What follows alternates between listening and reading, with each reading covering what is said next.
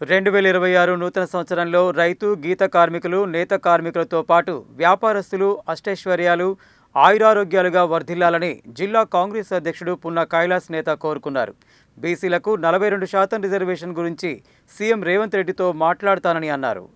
నల్గొండ జిల్లా బీసీజేఏసీ ఆధ్వర్యంలో నల్గొండ జిల్లా కాంగ్రెస్ పార్టీ ప్రెసిడెంట్ పున్న కైలాస్ నేతను స్థానిక ఆయన నివాసంలో శాలువాతో సత్కరించి కేక్ కట్ చేసి నూతన సంవత్సర శుభాకాంక్షలు తెలిపారు. ఈ సందర్భంగా డీసీసీ ప్రెసిడెంట్ పున్న కైలాస్ నేత మాట్లాడుతూ 2026 నూతన సంవత్సరంలో రైతు గీత కార్మికులు నేత కార్మికులతో పాటు వ్యాపారస్తులు అష్టైశ్వర్యాలు ఆయురారోగ్యాలుగా వర్ధిల్లాలని కోరుకున్నారు. బీసీలకు 42% రిజర్వేషన్ గురించి సీఎం రేవంత్ రెడ్డితో మాట్లాడతానని అన్నారు.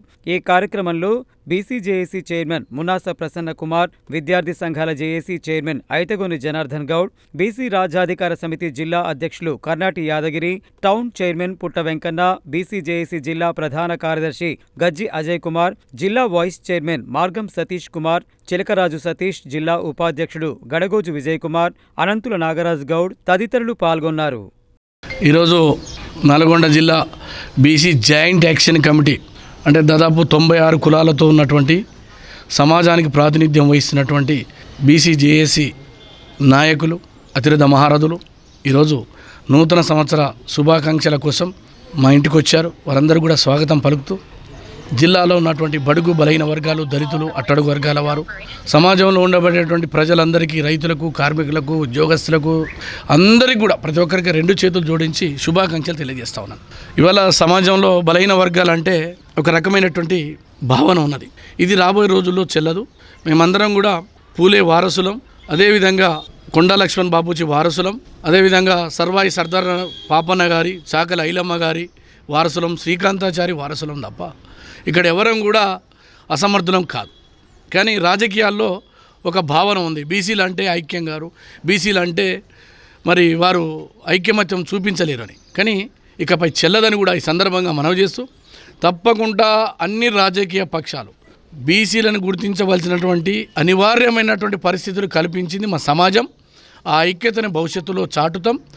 ఇవాళ ఒక చేనేత కార్మికుడు, ఒక తెలంగాణ విద్యార్థి ఉద్యమ నాయకుడు, ఒక పద్మశాలి సామాజిక వర్గం బిడ్డ, పేద వర్గాలకు చెందినటువంటి అట్టడుగు వర్గాల నుంచి వచ్చినటువంటి నన్ను అక్కడ రేవంత్ రెడ్డి గారు, అదేవిధంగా మహేష్ కుమార్ గౌడ్ గారు, ఇట్లా ఎంతోమంది యోధాన యోధులు మరి డీసీసీ అధ్యక్ష పదవి ఇచ్చి ఒక పార్టీని బలోపేతం చేయమని చెప్పినారు. అది బలహీన వర్గాలకు దక్కినటువంటి ఒక గౌరవంగా భావిస్తూ దీన్ని తప్పకుండా మరింతగా ఏదైతే ఇవాళ కమిటీలలో బీసీలకు ఏదైతే 42% ఉన్నో దానికి మించి ఇంకా అవకాశాలు ఇవ్వడం, ప్రభుత్వ పదవులలో నా చేతనైనంత మేరకు ముఖ్యమంత్రి గారితో అదేవిధంగా ప్రభుత్వ పెద్దలతో మాట్లాడి 100% వారికి న్యాయం చేసేటువంటి ప్రక్రియని కాంగ్రెస్ పార్టీ పక్షాన ఓ బీసీ బిడ్డగా నా ధర్మాన్ని నిర్వర్తించి రేవంత్ రెడ్డి గారి నాయకత్వాన్ని బలపరిచి బలహీన వర్గాలకు రావాల్సిన వాటాని, న్యాయమైన వాటాన్ని దక్కించుకుంటామని ఈ సందర్భంగా తెలియజేస్తాం. ఈరోజు బీసీజేఏసీ ఆధ్వర్యంలో నూతన సంవత్సర శుభాకాంక్షలు తెలియజేయడానికి నల్గొండ జిల్లా డీసీసీ ప్రెసిడెంట్ అయినటువంటి బీసీ బిడ్డ పున్న కైలాస్ నేత అన్నగారి దగ్గరికి రావడం జరిగింది. అన్నగారికి నూతన సంవత్సరం శుభాకాంక్షలు తెలియజేయడం జరిగింది. మరి బడుగు బలహీన వర్గాల ఆశీస్సులు అన్నగారికి ఎప్పుడు ఉండే విధంగా భగవంతుడు కల్పించాలని, కైలాస్ అన్నకు ఆయుర ఆరోగ్యాలు ఎప్పుడు ఉండాలని, బడుగు బలహీన వర్గాల ప్రజల ఆశీస్సులు కూడా అన్నగారికి ఎల్లప్పుడూ ఉండాలని చెప్పి ఆ భగవంతుని కోరుకుంటూ ఈరోజు నూతన సంవత్సరం సందర్భంగా అన్నగారికి కలిసి శుభాకాంక్షలు తెలియజేయడం జరిగింది. మరి ఇప్పటికైనా నల్గొండ జిల్లా వ్యాప్తంగా ఉన్నటువంటి ఎస్సీ, ఎస్టీ, బీసీ మైనార్టీ సోదరులు మన బడుగు బలహీన వర్గాలకు జరుగుతున్నటువంటి అన్యాయం పైన వారిని రాజకీయంగా ఎలా అనగదొక్కాలని చెప్పి అగ్రవర్ణ నాయకులు కుట్రలు బంతా ఉన్నారు. వాటన్నిటిని మనం తిప్పుకొట్టాల్సిన అవసరం ఉంది. కాబట్టి ఇప్పటికైనా చైతన్యమై మన బడుగు బలహీన వర్గాల నాయకులను కాపాడుకోవాలని చెప్పి ఈ సందర్భంగా కోరుకుంటూ 2026 సంవత్సరంలో బడుగు బలహీన వర్గాలకు రాజ్యాధికారం రావాలని చెప్పి భగవంతుని కోరుతున్నాను.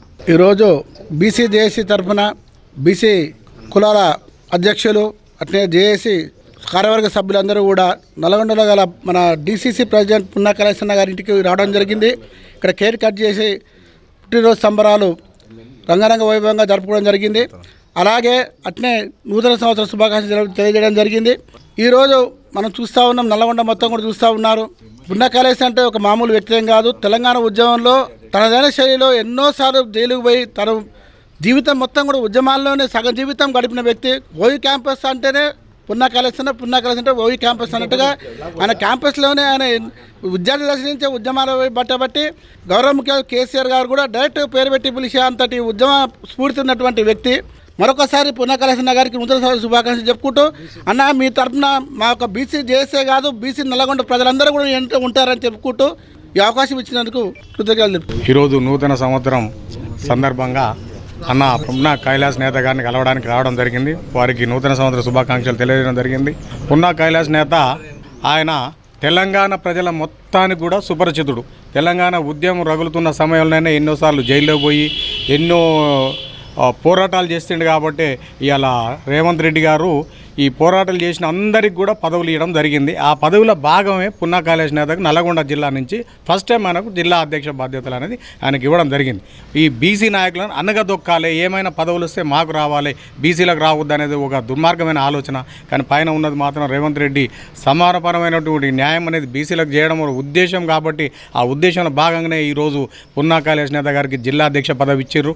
ఇది మనం అందరం కూడా బీసీలందరం కూడా హర్షించదగ్గ విషయం. ఇదే విధంగా ఇంకా ముందు కూడా ఈ బీసీ సంఘంలో యాక్టివిటీస్ చేసుకుంటూ ఇలాంటి పున్నా కైలాస్ నేతకి ఏం జరిగినా కూడా మేమందరం కూడా ధైర్యంగా పున్నా కైలాస్ నేతకి అండగా నిలబడతామని సభావేదిక సాక్షిగా నేను తెలియజేస్తాను.